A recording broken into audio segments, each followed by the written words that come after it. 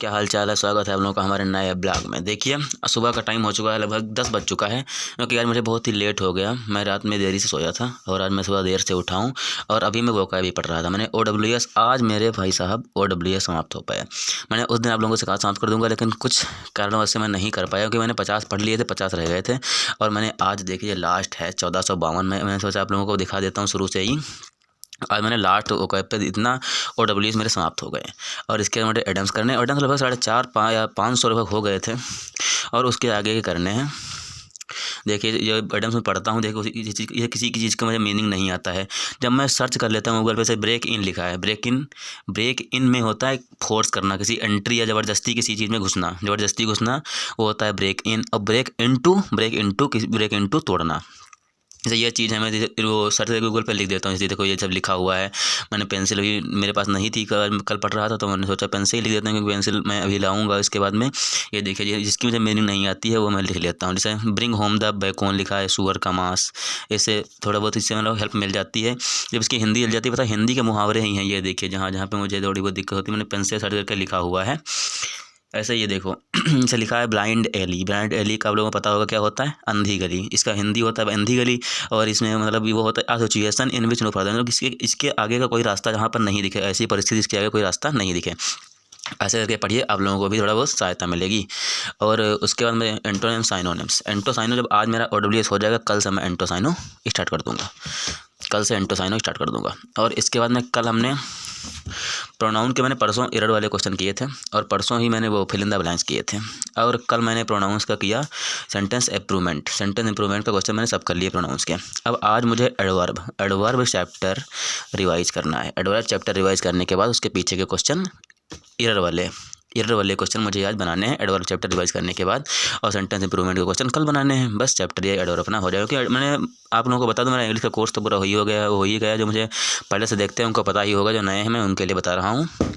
मेरा पूरा सिलेबस पूरा कंप्लीट हो गया इंग्लिश का, बस मैं इसके रिवाइज कर रहा हूँ। और इसके बाद में कल देखिए ये गगन सर की जो क्लास चलती है उसमें कैरोल पर, उस पर 2 दिन छुट्टी होती है। सैटरडे और संडे इनकी क्लास बंद रहती है। तो उन्होंने पहले शुक्रवार को एक पढ़ाया था SI सिंपल इंटरेस्ट का लेक्चर पढ़ाया था। उसमें उन्होंने 11 क्वेश्चन कराया था, 11 क्वेश्चन उन्होंने करा दिया था। मैंने उनका लेक्चर देखा कल, और लेक्चर देखने के बाद उनके जो 11 क्वेश्चन कराए थे वो मैंने तो किए ही, और अदर क्वेश्चन मैंने कम से कम 50 क्वेश्चन बना लिए उनकी PDF के। मुझसे मैं बना रहा था क्वेश्चन रात को ही 10-11 बजे तक, वही मुझे देर हो गई रात में लेट मुझे इसीलिए हो गया, क्योंकि मैं रात तक उनका क्वेश्चन बना रहा था। इससे लगभग मुझे 47 से 48 से 50 तक क्वेश्चन बन गए मुझे, और 50 बन गए हैं अभी। मैं उसके बाद फिर मुझको क्वेश्चन जो SI के हैं मुझे लगता है सरल है चैप्टर। आप लोगों को कैसा लगता है आप लोग मुझे कमेंट में बताइएगा, क्योंकि मुझे तो आसान चैप्टर लग रहा था वो। मैं जबकि पहली बार ही कर रहा हूँ। मैंने इसके पहले SI हो सकता है कभी अच्छा 6-7 में किया हो तो किया हो, इसके पहले मैं सही नहीं किया है। और तब भी मेरे क्वेश्चन लगभग ज़्यादातर क्वेश्चन मेरे बन रहे थे आसान से।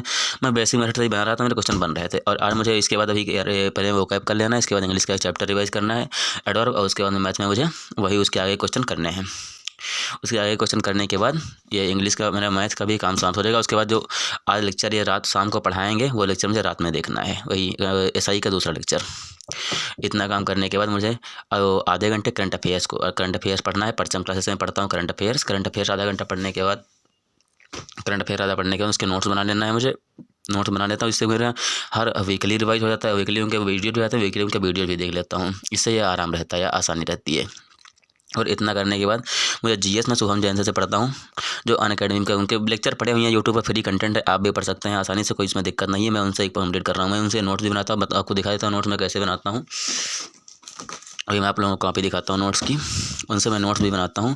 इससे होता यह है कि जब रिवाइज़ करना चाहो तो रिवाइज़ कर लो। इसे ये देखिए मैंने आधुनिक भारत का इतिहास उन्होंने पढ़ाया, जैसे कि मॉडर्न हिस्ट्री।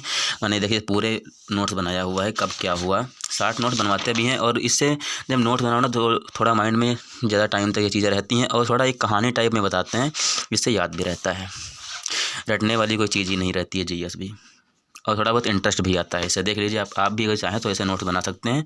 इससे आपको बहुत ही हेल्प मिलेगी याद करने में और रिवाइज करने में। इतना करने के बाद करंट अफेयर करने के बाद उसके बाद अगर जो टाइम बचेगा तो मुझे LCM SCF चैप्टर, मेरा बहुत दिन हो गए, मैंने बहुत पहले पढ़ा था शुरू में ही, वो मुझे रिवाइज़ करना है। अगर टाइम बच जाएगा तो मैं उसे रिवाइज़ कर लूँगा आराम से। एलसीएम एचसीएफ टाइम ज़्यादा, जितने क्वेश्चन कर पाऊँगा उतने क्वेश्चन कर लूँगा, कोई ये नहीं कि पूरे चैप्टर करूँ, जितने क्वेश्चन हो जाएंगे उतने क्वेश्चन कर लूँगा बस, और थोड़ा बहुत रिवाइज़ कर लूँगा। ये एलसीएम एचसीएफ। आप लोगों की पढ़ाई कैसी चल रही है कमेंट में बताइए, और ऐसे ही लगातार मुझसे जुड़ते रहना। मैं डेली का टारगेट आप लोगों को बताता रहूँगा मैं क्या कर रहा हूँ। और चलिए मिलते हैं नेक्स्ट वीडियो में, पढ़ाई करते रहिए क्योंकि पेपर अब आ गया है। चलिए मिलते हैं नेक्स्ट वीडियो में।